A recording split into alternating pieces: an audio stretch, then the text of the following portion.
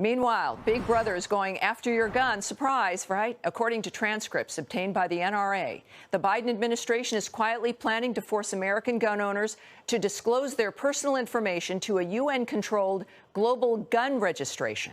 This comes 2 years after former President Trump withdrew the U.S. from that same treaty. But now, with an anti-gun president in the White House, the future of the Second Amendment is in peril. Here now is John Phillips. He is host of The John Phillips Show on KABC Radio. Johnny, nice to see you. Now, we've got a number of things here. Of course, our firearms are going to be gone after. They don't know how to handle firearms, the nature of the protective element of them. Give me your take on what this means at the UN, and then I know that there's some news in California that's equally as disturbing and idiotic. Well, it's nakedly political, and I don't know who's telling Joe Biden what to do. I don't know if it's Jill Biden, Kamala Harris, the ghost of Corn Pop. But whoever has his ear is clearly telling him to go in that direction. He's taken a 10-point drop in his public opinion approval rating since the debacle in Afghanistan.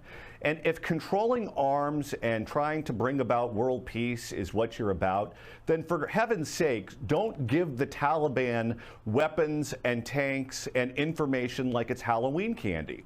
But this is in the tradition of what Joe Biden and his administration does. Go back to the Fast and Furious when he was vice president of the United States, and they were doing the same thing by giving guns to the Mexican drug cartels.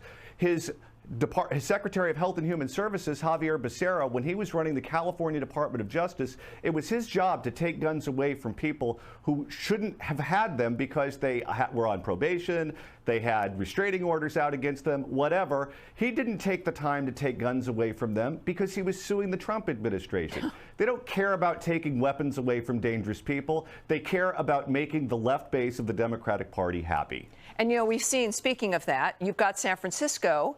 And from what we're told, they are now wanting to pay the worst of the worst to not shoot other people. You'll get like a $300 gift card. Do you think that's going to solve the mentality of gang members and others who are inclined to shoot their way through life?